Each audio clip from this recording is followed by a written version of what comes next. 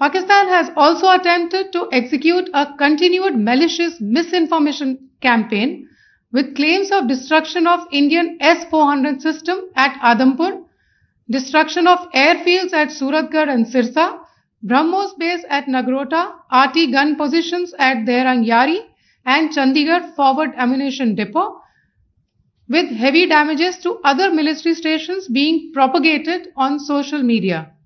India unequivocally rejects these false narratives being spread by Pakistan. దక్షిణాసియా రాజకీయ రంగస్థలంలో India Pakistan మధ్య ఉద్రిక్తతలు ఎల్లప్పుడూ అగ్నిగుండంలాగే ఉంటాయి. రెండు దేశాల దగ్గర కూడా అణ్వాయుధ సామర్థ్యం ఉంది.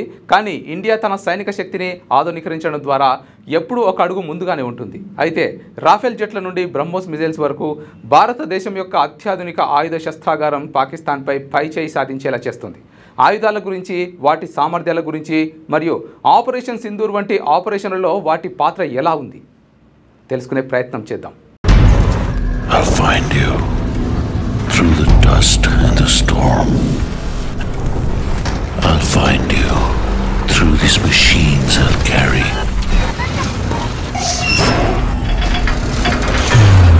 The burden of my brothers and sisters' pain. So I'll find you. You can hide in the distance between shadow and dust, but I'll strike you down when you betray our trust. So I'll find you. That's my job. That's my mission. That's my promise.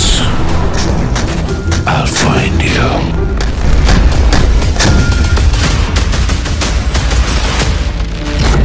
2025లో జరిగిన operation Sindoor Pakistan ఆక్రమిత కాశ్మీర్లోని ఉగ్రవాద శిబిరాలపై ఖచ్చితమైన దాడులతో ప్రపంచం మొత్తం ఇటువైపు చూసేలా చేసింది.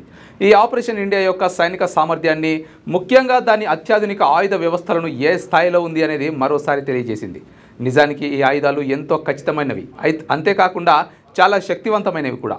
ఆపరేషన్లో కేంద్ర బిందువైన రాఫెల్ ఫైటర్ జెట్లు, ఫ్రాన్స్ నుండి కొనుగోలు చేయబడిన ఈ 4.5 జనరేషన్ బహుముఖ ఫైటర్లు అత్యాధునిక రాడర్, ఏవియానిక్స్ మరియు ఆయుధ వ్యవస్థలతో సన్నద్ధమై ఉన్నాయి. రాఫెల్ అనేది గగనతలంలో పూర్తిగా, అంతేకాకుండా గగనతలం నుండి భూమిపైకి కూడా దాడులను నిర్వహించగలదు. ఇది శత్రు గగనతలంలో ఆధిపత్యం చేయడానికి అనువైన ఆయుధం. ఆపరేషన్ సింధూర్లో రాఫెల్ జెట్లు స్కాల్ప్ క్రూయిజ్ మిజైల్స్తో సిద్ధం అవడం మనం చూసాం. అయితే ఈ స్కాల్ప్ లేదా స్టార్మ్ షాడో 500 కిలోమీటర్లకు పైగా రేంజ్ కలిగిన స్టెల్త్ క్రూయిజ్ మిజైల్. ఇది రాడార్ను తప్పించడానికి తక్కువ ఎత్తులో ఎగురుతుంది మరియు బంకర్లు, కమాండ్ సెంటర్ల వంటి గట్టిపడిన లక్ష్యాలను ఖచ్చితంగా ధ్వంసం చేయగల 400 కిలోల వార్ హెడ్ను మోసుకెళ్తుంది. ఈ మిజైల్స్ ఆపరేషన్ సింధూర్లో ఉగ్రవాద శిబిరాలను నాశనం చేశాయి. భారత పైలట్లు శత్రు గగనతలంలోకి ప్రవేశించకుండానే లోతైన దాడులు చేయగల సామర్థ్యం ఏంటో చూపించాయి. ఈ ఆపరేషన్లో స్కాల్ప్తో పాటు రాఫెల్ జెట్లు హ్యామర్ బాంబులను కూడా ఉపయోగించాయి. హ్యామర్ 70 కిలోమీటర్ల రేంజ్ కలిగిన ఖచ్చితమైన గైడెడ్ బాంబ్. ఇది స్థిరమైన మరియు కదిలే లక్ష్యాలను అసాధారణ ఖచ్చితత్వంతో తాకగలదు. ఆపరేషన్ సింధూర్లో హ్యామర్ బాంబులు ఉగ్రవాద శిబిరాల్లోని మౌలిక సదుపాయాలను లక్ష్యంగా చేసుకుని పౌరులకు ఎలాంటి నష్టం కలగకుండా చేయటం వీటి ప్రత్యేకత. ఈ బాంబుల సామర్థ్యం ఇండియా యొక్క దాడి సామర్థ్యాన్ని మరోసారి హైలైట్ చేసింది. ఇండియా ఆయుధ శస్త్రాగారంలోని ఒక భయంకరమైన ఆయుధం అంటే అది ఖచ్చితంగా బ్రహ్మోస్. ఇది నిజానికి super sonic cruise missile. Bharat, Russia సంయుక్తంగా అభివృద్ధి చేసిన బ్రహ్మోస్ ప్రపంచంలోనే వేగవంతమైన క్రూయిజ్ మిజైల్. మాక్ 3 వేగంతో ప్రయాణిస్తుంది. దీని 450 కిలోమీటర్ల రేంజ్ మరియు చలనశీలత శత్రు రక్షణ వ్యవస్థలకు దీనిని దాదాపు అసాధ్యం చేస్తుంది. బ్రహ్మోస్ అనేది భూమి, సముద్రం ఇంకా గాలి నుండి లాంచ్ చేయడానికి అవకాశం ఉంటుంది. ఇది భారత్కి బహుముఖంగా దాడి చేయడానికి అనువుగా ఉంటుంది. ఆపరేషన్ సింధూర్లో బ్రహ్మోస్ ఉపయోగించబడకపోయినప్పటికీ ఖచ్చితంగా శత్రువుల దాడులకు మన దగ్గర ఉన్న బలమైన ఆయుధమని చెప్పుకోవాలి. ఒక బ్రహ్మోస్ యుద్ధ నౌకను సైతం కూడా ముంచగలదు. అంటే మనం అర్థం చేసుకోవచ్చు దానికి శక్తి ఎలా ఉంటుంది అనేది. ఇక గ్రౌండ్ ఆపరేషన్లలో భారత్ పినాకా వంటి బహుళ రాకెట్ లాంచర్ సిస్టంపై ఆధారపడుతుంది.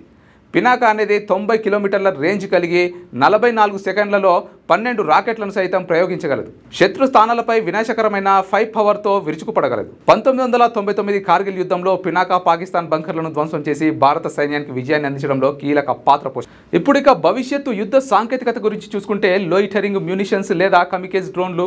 ఈ స్మార్ట్ ఆయుధాలు లక్ష్య ప్రాంతంపై గంటల పాటు హోవర్ చేయగలవు. ఉగ్రవాద స్థావరాల లక్ష్యాలను గుర్తించి ఖచ్చితమైన దాడులు చేస్తాయి. ఆపరేషన్ సింధూర్లో నాగాస్త్ర 1 లోయిటరింగ్ మ్యూనిషన్స్ ఉగ్రవాద మౌలిక సదుపాయాలను లక్ష్యంగా చేసుకుని పౌర నష్టాలను నివారించాయి. ఈ డ్రోన్లు భారత్ యొక్క ఆధునిక యుద్ధ సామర్థ్యాన్ని తెలియజేస్తాయి. ఈ ఆయుధాల వినియోగం భారత్ యొక్క సాంకేతిక ఆధిపత్యాన్ని మాత్రమే కాకుండా ఉగ్రవాదానికి వ్యతిరేకంగా దాని దృఢమైన వైఖరిని కూడా చూపిస్తుంది.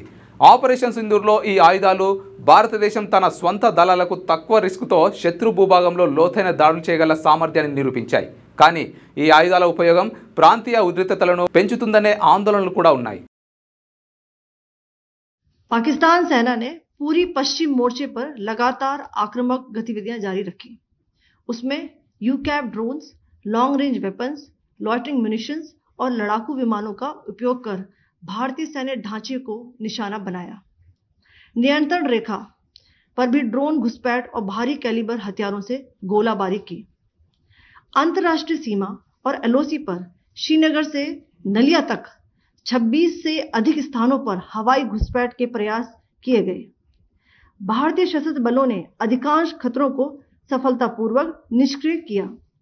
फिर भी वायु सेना स्टेशनों पर उधमपुर, पठानकोट, आदमपुर और भुज बठिंडा स्टेशन, इन सब पर उपकरण व पर्सनल्स को हानि पहुंचाई.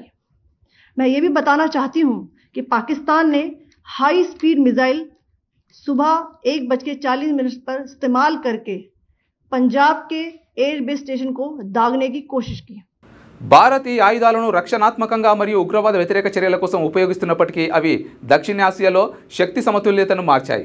Rafale, SCALP, Hammer, BrahMos, Pinaka మరియు లోయిటరింగ్ మ్యూనిషన్స్ వంటి ఆయుధాలతో భారత్ బయట నుంచి వచ్చే ఎలాంటి ప్రతిఘటనైనా ధీటుగా ఎదుర్కొనేందుకు సిద్ధంగా ఉంది. ఈ ఆయుధాలే భారతదేశం యొక్క సాంకేతిక పురోగతి మరియు జాతీయ భద్రత పట్ల ఈ దేశానికి బలమైన వెన్నుముకగా ఉన్నాయి.